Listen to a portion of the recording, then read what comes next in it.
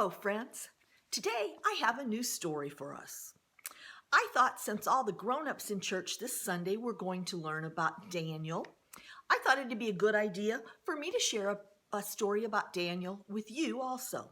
See, Daniel was lived way back in time, in Old Testament times, about 500 years before Jesus was ever born. Daniel was a good guy. He loved the Lord, and he wanted only to do what was right and good in God's eyes. He also had some friends that felt exactly the same way. And even though they were living in a faraway land called Babylon, where all the Israelis had been captured and put there, they still didn't lose hope. They kept worshiping God. So today I have a story about Daniel and all of his faithful friends. The city of Jerusalem was a ruined wreck, with its walls torn down and its temple robbed. Worst of all, its people had been carried off, captured by their enemy, King Nebuchadnezzar of Babylon. Even though God allowed their city to fall, God had not abandoned his people. Daniel and his friends Shadrach, Meshach, and Abednego were selected to serve in the king's government. Despite all their new training, the four friends continued to pray to the one true God and not to the many gods of Babylon. They continued to follow God's ways and not the ways of their enemies. Daniel and his friends did not eat the rich food the king wanted them to eat.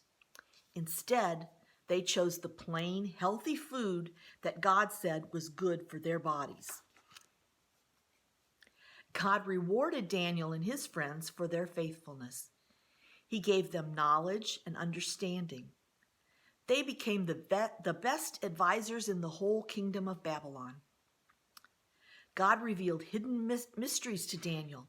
He could understand visions and dreams of all kinds. For King Nebuchadnezzar, he explained dreams of future kingdoms. For Belshazzar, Daniel read the strange writings made by a mysterious human hand on the palace wall. Daniel read, "God has numbered the days of your reign, and they are coming to an end." God was with his people through every trial. When King Nebuchadnezzar built a huge statue of gold, he commanded that everyone bow down to it. Shadrach, Meshach, and Abednego would not bow down because God's law says that his people must worship only him. When the king heard of this, he became very furious. He yelled, "If you do not bow down, I will throw you into the fiery furnace. I'm making my furnace so hot that it will kill you." Well, Shadrach, Meshach, and Abednego still refused.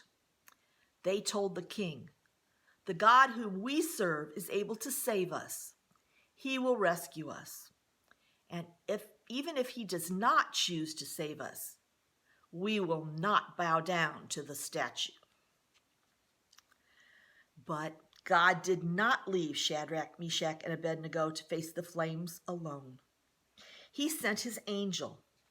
When the king looked for them in the blazing fire, he saw not 3, but 4 friends, 4 men walking around.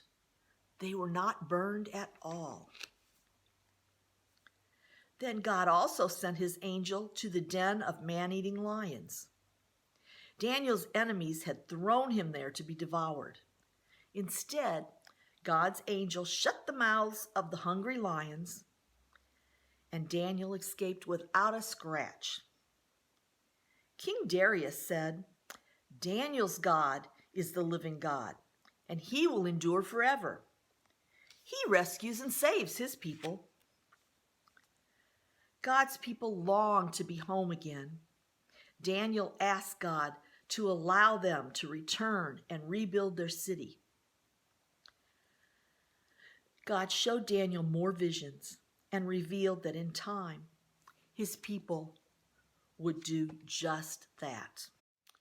So, as long as Shadrach, Meshach, and Abednego and Daniel were faithful, trusted God, and did what he said, God was faithful to them. He kept his promises, and they remained safe. Nothing bad happened to them. And eventually, they were able to show one of the kings of Babylon that their God, our only true God, was the best God of all. Thank you. And until next time, you guys be good. Bye.